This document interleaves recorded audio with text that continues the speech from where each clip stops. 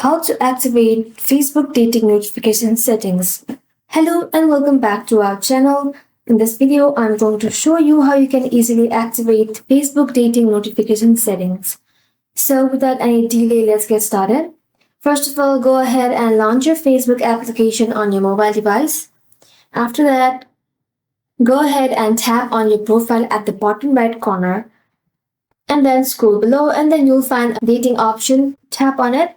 Tap on your settings on the top right corner and you can just change your basic that you have and also change your advanced preference and also some general settings as well.